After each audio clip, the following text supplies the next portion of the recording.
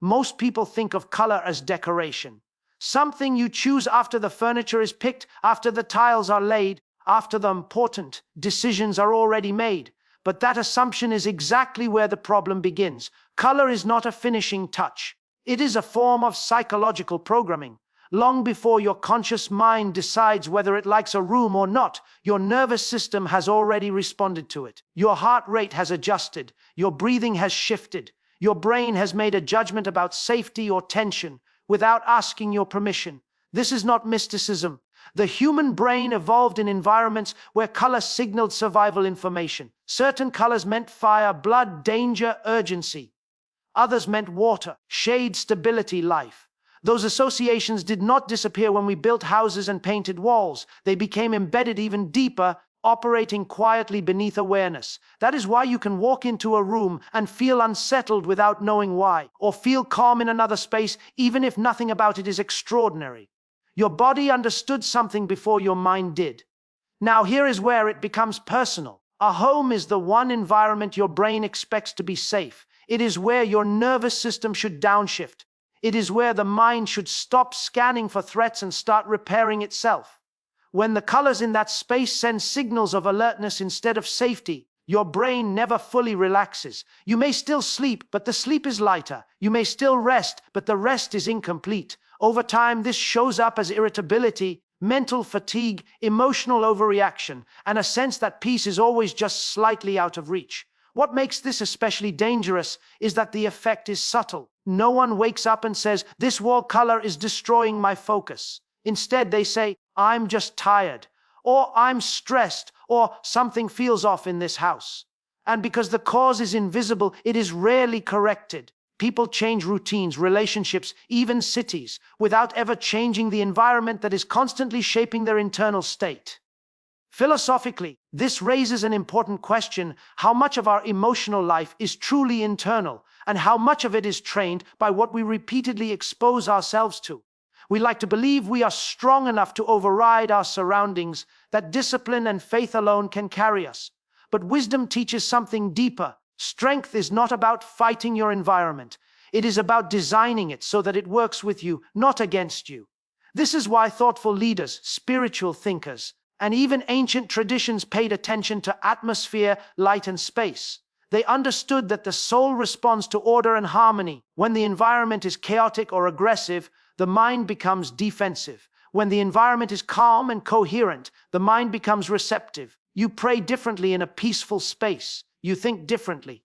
You listen better to others and to yourself. And this is the heart of the issue. When color constantly communicates urgency, dominance, or unrest, it trains you to live in a state of quiet resistance. You may not notice it day to day, but over months and years it shapes your temperament. It influences how you respond to conflict, how quickly you feel overwhelmed, and how easily you can experience joy. So before we talk about which color to avoid, we must first understand this principle: your home is speaking to you all the time.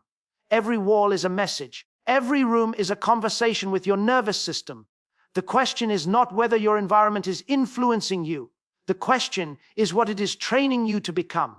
If you want a more peaceful life, don't start by fighting your emotions. Start by listening to the signals you've surrounded yourself with, and change what is quietly changing you. Once people begin to understand that color is shaping their inner life, the next question naturally arises: why do we choose the wrong colors so confidently? And the answer is surprisingly simple. We are drawn to what feels powerful. Human beings admire intensity. We associate boldness with strength, dominance with confidence, and visual impact with success. So the colors that disrupt peace the most are often chosen intentionally, because they look impressive, dramatic, or expensive. But power, psychologically speaking, is not the same as pressure. Many of the colors people love for their homes carry the emotional weight of urgency.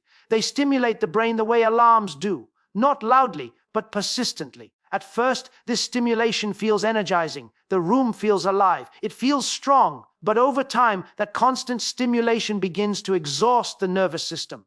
What once felt dynamic slowly becomes draining. This is where many people misunderstand their own experience.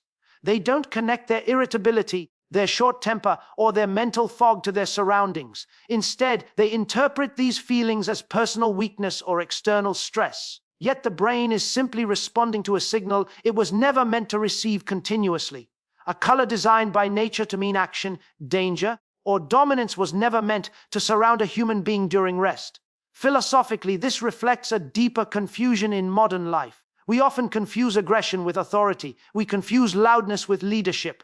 We confuse stimulation with vitality. But true strength does not shout. True stability does not need to overwhelm the senses. The most powerful forces in life, gravity, time, growth, operate quietly. In the same way, a truly supportive environment does not demand attention. It holds you without pressure. Consider how the body reacts in spaces of natural power. A forest does not scream its strength, yet it lowers stress hormones. A body of water does not dominate the eye, yet it calms the mind. Nature teaches us that power and peace are not opposites, they are partners. But when we bring certain aggressive colors into our homes, we replace that partnership with constant alertness. There is also an emotional element to this choice. Some people use intense colors as armor. On a subconscious level, they want their home to project control, status, or invulnerability. The environment becomes a statement to the outside world rather than a sanctuary for the inner one. But a home designed to impress will often fail to restore. And when restoration is missing, performance in every area of life eventually suffers. This is why children struggle more in these environments, even if they cannot explain it. Their nervous systems are more honest. They become restless, reactive, or withdrawn. Couples feel tension without clear cause. Conversations become shorter. Patience thins. And no one points to the walls because we have been taught that color is harmless. Yet the mind is always listening. It listens to tone, to light, to color. It listens even when we don't. And when it hears the language of intensity all day long, it responds with defensiveness. Over time, that defensiveness becomes a personality trait rather than a temporary state. The wisdom, then, is not to remove beauty or boldness from your life, but to place them where they belong. Power should be used intentionally, not continuously. Stimulation should be a choice, not a background condition. When you understand this, you stop designing your home around how you want to appear and start designing it around how you want to live. So ask yourself a different question.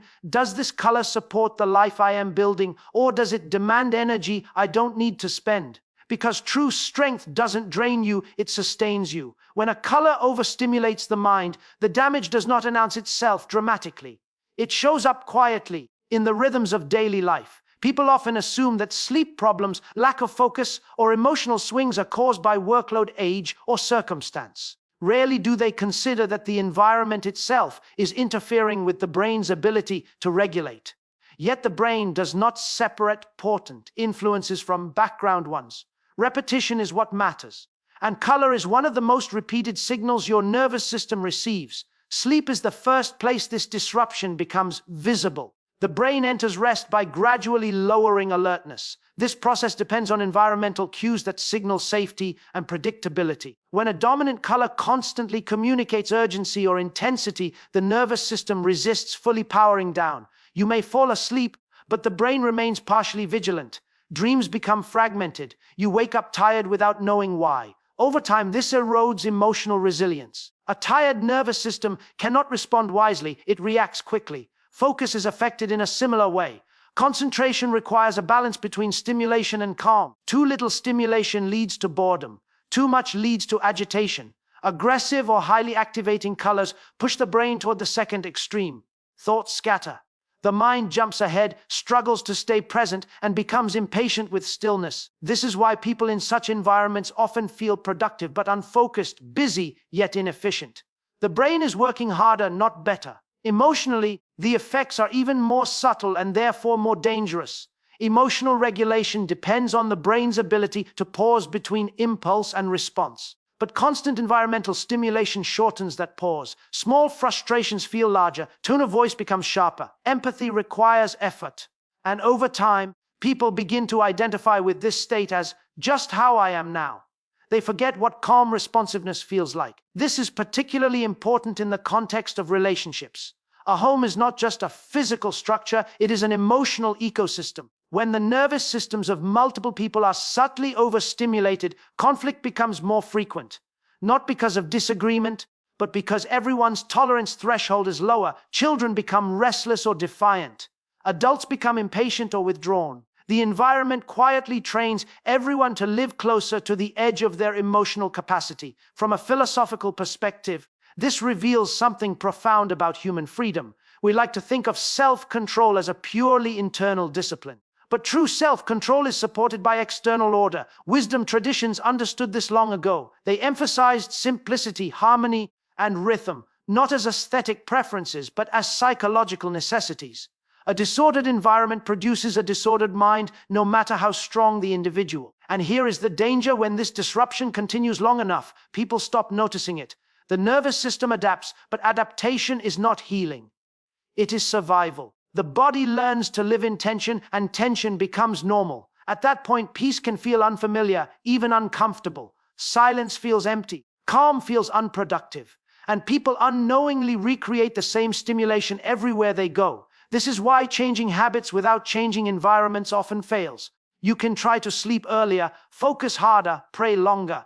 But if your surroundings are constantly telling your brain to stay alert, you are fighting upstream. Transformation becomes exhausting instead of empowering. The solution begins with awareness. Once you recognize that your environment is either supporting regulation or undermining it, you regain agency. You stop blaming yourself for reactions that were trained, not chosen. And you begin to design your space with intention rather than impulse. Your home should not keep your nervous system on guard.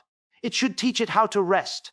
Because when the mind can truly rest, clarity returns, patience deepens, and emotional strength is restored. An arrested mind doesn't just feel better, it lives better. If all spaces affected us equally, this conversation would be simpler.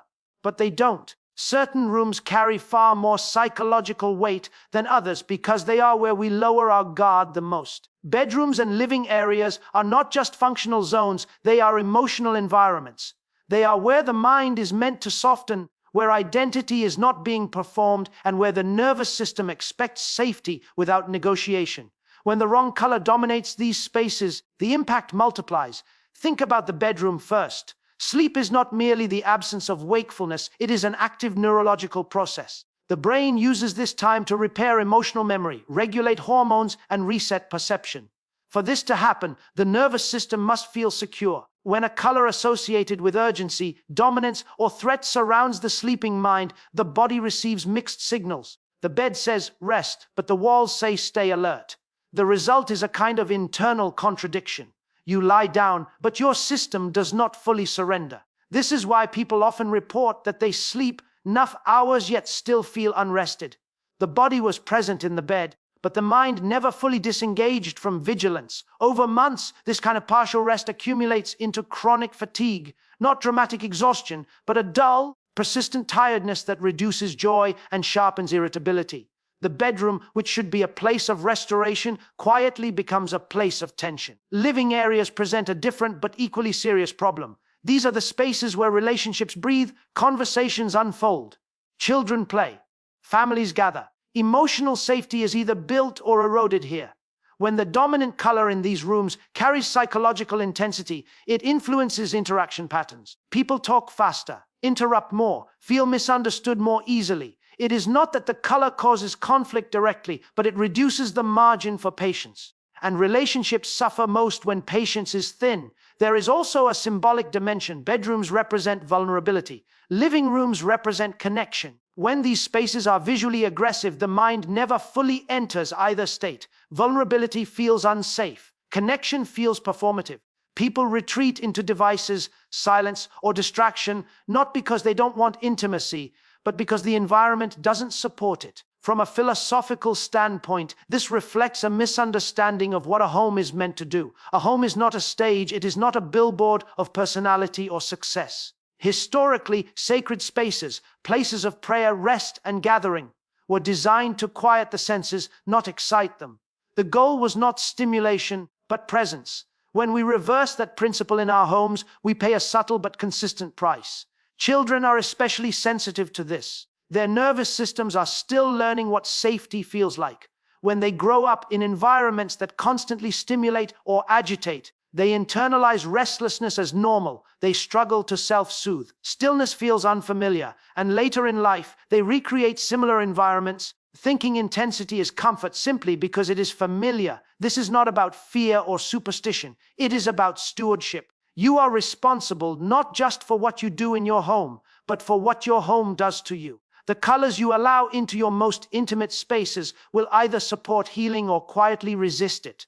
So if there is one place where intention matters most, it is where you sleep and where you love. Choose colors that whisper safety, not urgency. Choose tones that allow the mind to exhale. Because a home that protects your rest and your relationships is not a luxury, it is a foundation for a healthy life. Beyond psychology and biology, there is another layer people often ignore, especially in modern conversations: the symbolic and spiritual language of color. Whether someone considers themselves religious, philosophical, or purely rational, symbolism still shapes perception. Human beings are meaning-making creatures. We do not simply see things, we interpret them. And color has always been one of the oldest languages of meaning we possess. Across civilizations, certain colors were never neutral. They were reserved, restricted, or used with caution, not because people were primitive or superstitious, but because they observed patterns. They noticed how environments influenced behavior, mood, and moral orientation. Temples, sanctuaries, and places of gathering were designed deliberately to cultivate reverence, calm, humility, and reflection. The goal was alignment, inner and outer life moving in the same direction.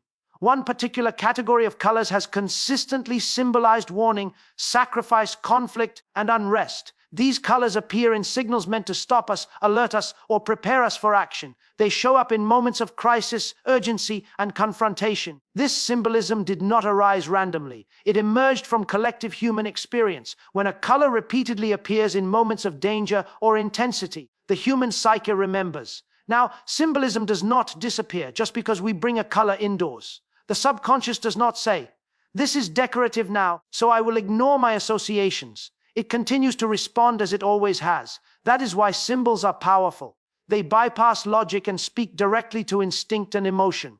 When a home is saturated with a color historically associated with struggle or urgency, the atmosphere subtly reinforces a mindset of tension rather than peace.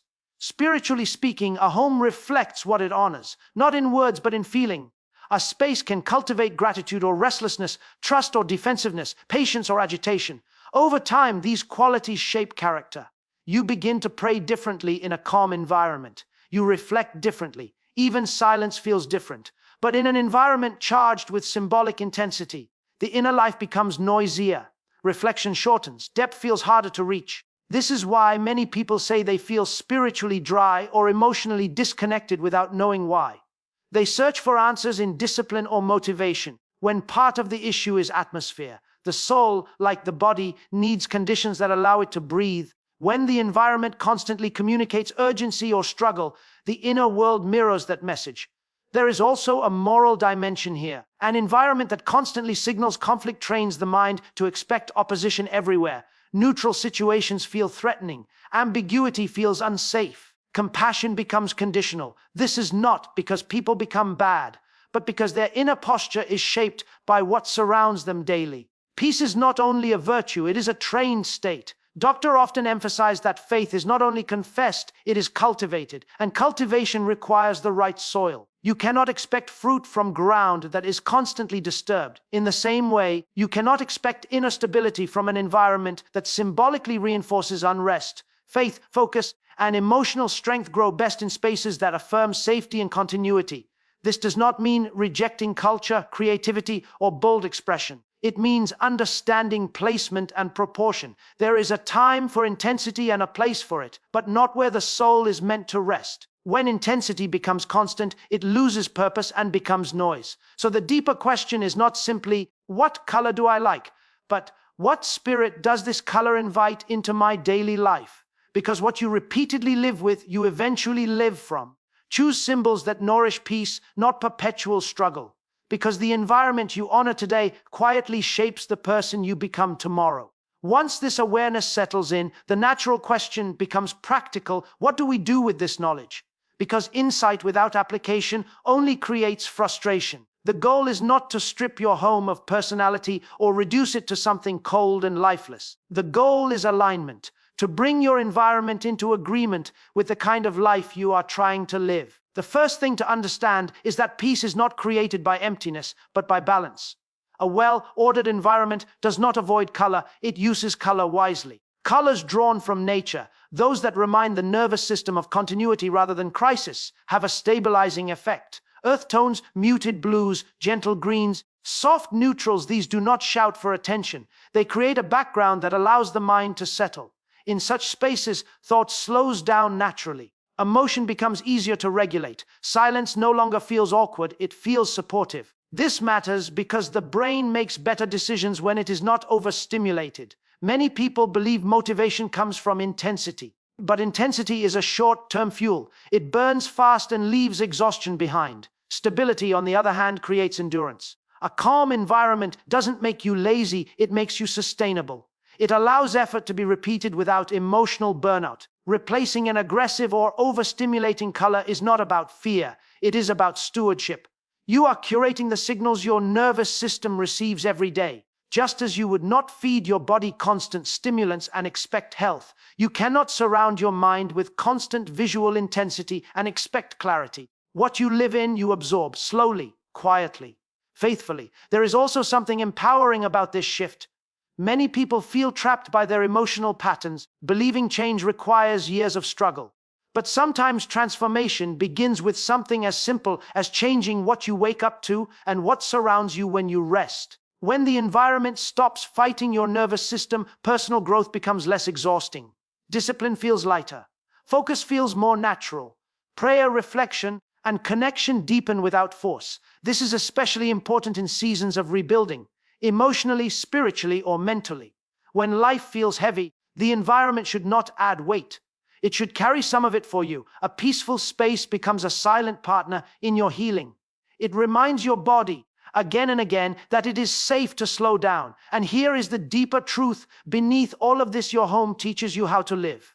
Not through instruction, but through repetition. It teaches you whether to rush or to breathe, to defend or to trust, to react or to reflect. Over time, those lessons become habits, and habits become character.